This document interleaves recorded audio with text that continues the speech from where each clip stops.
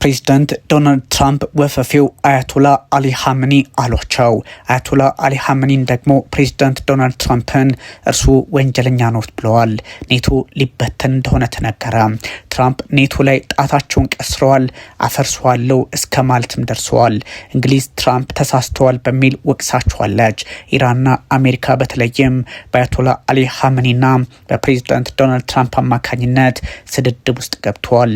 በተለይም ትራምፕ ወፈፌው አሊያም የጤና እክል ያለባቸው በሚል ሀሳባቸውን በአያቶላ አሊ ሀመኒ በኩል አሉታዊ አድርገው መግለጻቸው ፈተናውን የበዛ አድርጎታል። ኢራን ምድር ላይ እጅግ አስከፊዋ ለመኖር የማትመች በሚልም እንደዚሁ ትራምፕ ሀሳብ ሰጥተዋል። ከዛ ውጭ አያቶላ አሊ ሀመኒ እናንተ እርምጃችሁ ሁሉ ኢራንን የማፍረስ ነውና ወንጀለኞች ናችሁ በሚል አሜሪካን ለመሞገት ሞክረዋል። እነዚህን ጉዳዮች ዘርዘር አድርገን እንመለከታቸዋለን። አያቶላ አሊ ሀመኒን ወፈፌው አሊያም የጤና እክል ያለባቸው በሚል ፕሬዚዳንት ዶናልድ ትራምፕ ስም መስጠታቸው በበርካቶች ዘንድ መነጋገሪያ ሆኗል። የአያቶላ አሊ ሀመኒ ደጋፊዎች ትራምፕ ደፋር ናቸው ለምን ይህን አሏቸው በሚል አሁንም ሀሳባቸውን በመስጠት ላይ ይገኛሉ። ትራምፕ አጣብቂኝ ውስጥ ገብተዋል። ከሁሉም ኔቶዎች ጋር ተጣልተዋል። ኔቶ ወደ መከፈሉ ነው የሚሉ ሀሳቦችም በግራም በቀኝም ይወጡ ባሉበት ሰዓት ከኢራን ጋር ያለውን መንገድ ደግሞ እንደዚሁ የፈተና አድርገውታል።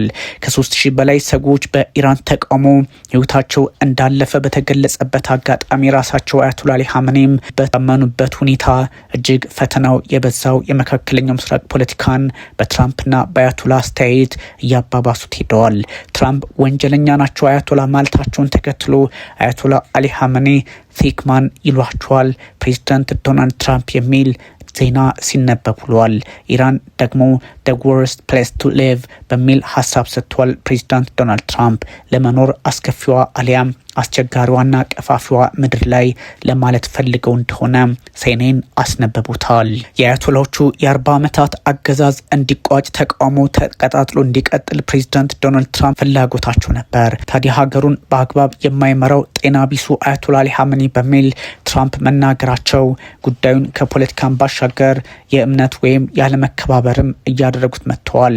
በዓለም ላይ ለመኖር የማትመቸው ቴህራን አያቶላ አሊ ሀመኒን ማሰናበት አለባት፣ ለ4 አስርት ዓመታት እንደዚሁ አፍነው ያዟት በሚል በመግለጫቸው አረጋግጠዋል።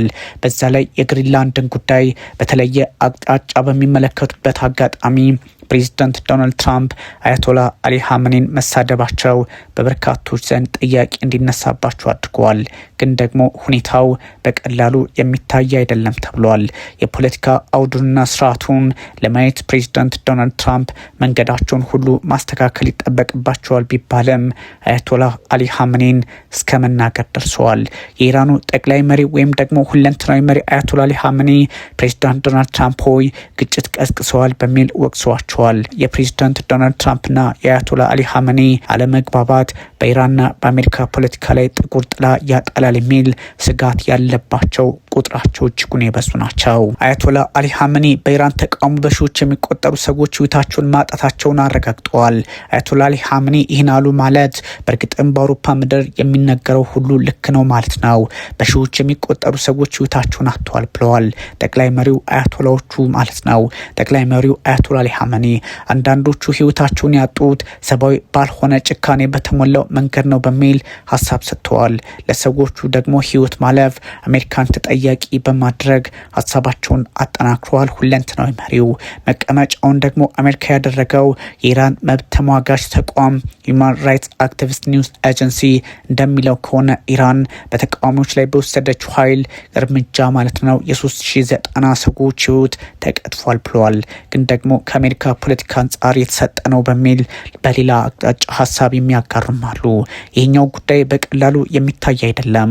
አሁን ኢራንና አሜሪካ የገቡበት ውጥረት በሌሎች የሰብአዊ መብት ተሟጋቾች ሌላ አቅጣጫ እየተሰጠውም ይገኛል።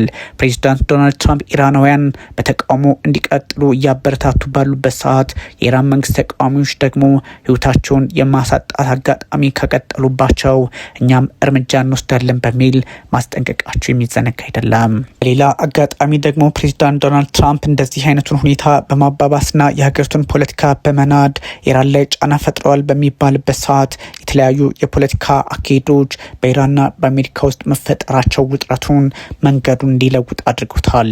የኢራን መንግስት ተቃዋሚዎች በሀገሪቱ ጠላቶች የተቀነባበረ ሁከት እንደሆነ ይገልጻልና እነ አያቶላ አሊ ሀመኒ ፖለቲካቸውን ቢያለዝቡት ምናለ የሚል ሀሳብም ተሰጥተዋል። የኢንተርኔት ትስስር የሚከታተለው ኔት ብሎክስ ደግሞ እንዳስታወቀው በሀገሪቱ ኢንተርኔት እንደተቋረጠ አሁን ቀጥሏል ብለዋል። የኢንተርኔት ትስስሩ 2% ብቻ ሆኗል። ለዚህ ደግሞ እና አያቶላ አሊ ሀመኒ የፈለጉትን ቤታቸውን ዘግተው አሊያም ኢራንን ሙሉ በሙሉ ዘግተው ለመፈጸም ያደረጉት ነው በሚል ይተቻሉ። ግን ደግሞ አያቶላ አሊ ሀመኒ አሜሪካውያን በፖለቲካችን ላይ ገብተው ጫና ለመፍጠር የሚሄዱበት ርቀት እንጂ ጉዳዩ በዛ ልክ ባልተራገበ ነበር የሚል አቋም አላቸው። ትራምፕ ደግሞ አያቶላ አሊ ሀመኒን አሁን መሳደባቸው አቅጣጫውን የቀየረው የመካከለኛው ምስራቅ ውጥረትም ሊያደርገው ይችላል። አያቶላ አሊ ሀመኒ እንደ ጠቅላይ መሪም ብቻ ሳይሆን ሀገሪቱን በፖለቲካ መንገድ በተለያየ አጋጣሚና አቅጣጫ የማስቀጠል ፍላጎት አላቸውና የፕሬዚዳንት ዶናልድ ትራምፕን ሀሳብ በቀላሉ አይመለከቱትም ተብሏል። ሀገራት ከኛ ጋር ካልሰሩ ዋጋቸውን ያገኛሉ በሚል በተለያየ አጋጣሚ በገለጹበት ሰዓት አያቶላ አሊ ሀመኒ ጦርነት ውስጥ መግባት ፈጽሞ አያሻንም፣ ወንጀለኞችን ግን እንደምንም ብለን አንተዋቸውም አንምራቸውም የሚል ሀሳብም ሰጥተዋል። አያቶላ አሊ ሀመኒ ጦርነት ውስጥ መግባት እንደማይፈልጉ ሀሳብ ከሰጡ በኋላ ለወንጀለኞች ግን ይቅርታ አናደርግም በሚል በሌላ አቅጣጫ ሀሳባቸውን አስቀምጠዋል። በኢራን ለ3 ሳምንታት የተካሄደውን ተቃውሞ በተመለከተ አያቶላ አሊ ሀመኒ በዓል ለማክበር ለተሰበሰቡ ደጋፊዎች ንግግር አድርገዋል። ሀገሪቱን ወደ ውጥረት የማስገባት ፍላጎት የለንም፣ የሀገር ውስጥና የዓለም አቀፍ ወንጀለኞችን ግን አንምራቸውም በሚል ሀሳብ ሰጥተዋል። የሀገር ውስጥና የዓለም አቀፍ ወንጀለኞች ሲሉ እነማን ነው በግልጽ ይታወቃል። የአሜሪካ ግብ ኢራንን መዋጥ መሆኑን ደግሞ በእርግጠኝነት ነግራችኋለሁ። ከአብዮቱ ጅማሬ አንስቶ ከ1979 በኋላ ማለት ነው። የአሜሪካ ፍላጎት በኢራን ህዝብና በመሪዎች ላይ ያጣችውን የበላይነት መመለስ ነው በሚል ይወቀሱ ይገኛል። አያቶላ አሊ ሀመኒ የአሜሪካና የእስራኤል ውጥን ነው በሚል በሀገሪቱ የተቀሰቀሰውን አመፅ እንደዚሁ ስም ለመስጠት ሞክረዋል። ግን በቀላሉ የማይታይና እንደዚሁ ደግሞ በፖለቲካ መንገድ የማይቋጭ እንደሆነ ተረድቶታል። በዚህኛው አጋጣሚ አያቶላ አሊ ሀመኒ እናንተ እነማን ናችሁ እንደሚሉት ትራምፕ እሳቸውም እነሱ እነማን ናቸው የሚል የፖለቲካ አቋማቸውን በግልጽ አስቀምጠዋል። ይህ ባለበት ሁኔታ ፕሬዚዳንት ዶናልድ ትራምፕ ከኔቶችም ጋር በግሪንላንድ ጉዳይ አሁን እየተነታረኩ ይገኛል።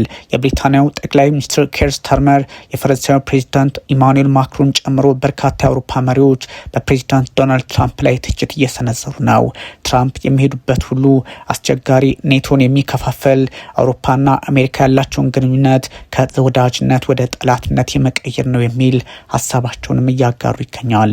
ትራምፕ 8 የሰሜን አትላንቲክ የጦር ጥምረት ወይም የኔቶ አባላትን አስፈራርተዋቸዋል። ግሪንላንድን ከመውሰድ እንከን ሊሆን የሚችል ኃይል ካለ በየትኛውም አጋጣሚ ከኢኮኖሚ እስከ ወታደር እርምጃ ይወሰድበታል በሚል ፕሬዚዳንት ዶናልድ ትራምፕ አረጋግጠዋል። ይህኛው አካሄድ ደግሞ ለሩሲያ ፖለቲከኞች እንደ በጎ ይቆጠራል። ምክንያቱም እነ ቭላድሚር ፑቲን ጉዳዩን ከራሳቸው የፖለቲካ ጥቅም አንጻር ይቃኙታልና ግሪንላንድን ከመውሰድ አንዳችም የሚከለክለን የለም በሚል ሀሳብ ሰጥተዋል። አሁን ለመጀመሪያው ያህል ይላሉ ፕሬዚዳንት ዶናልድ ትራምፕ ታሪፍ ይጣልባቸዋል ብለዋል። ታሪፍ የሚጣልባቸው አገራት ደግሞ እኛን መመከት አይችሉም፣ ሌላ እርምጃ እንወስድባቸዋለን በሚል ሀሳብ ሰጥተዋል። ማክሮን በተባበረ ክንድ ትራምፕን እንመክታቸዋለን የሚል ሌላ ሀሳብም ሰጥተዋል። ፈረንሳይና አሜሪካ በትራምፕና በማክሮን አማካኝነት ወደ አለመግባባቱ እንደሆኑ የሚጠቁም ነው ተብሏል። ፈረንሳይ፣ ብሪታንያ፣ ጀርመን፣ ዴንማርክ፣ ስዊድን፣ ኖርዌይ፣ ፊንላንድና ኒዘርላንድስን የመሳሰሉ አገራት በፕሬዚዳንት ዶናልድ ትራምፕ ተዝቶባቸዋል። ሁሉም የኔቶ አባላት መሆናቸው ደግሞ አነጋጋሪ ሆኗል።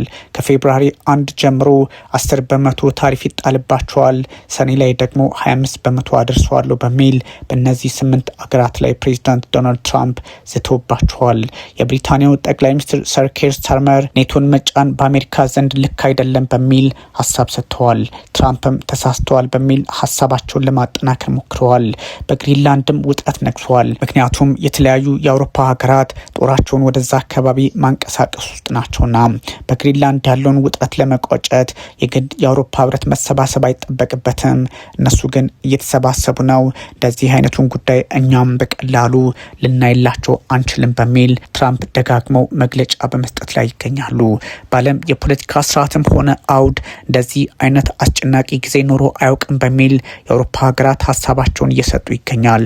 ግን ደግሞ ፕሬዚዳንት ዶናልድ ትራምፕ የተለያዩ አጋጣሚዎችን በመጠቀም የራሳቸውን የፖለቲካ አውድ በመፍጠር ዓለምን ጫና ውስጥ ለማስገባት እንደዚሁ ደፋ ቀና እያሉ ነው በሚል ትችቱ ይበረታባቸዋል።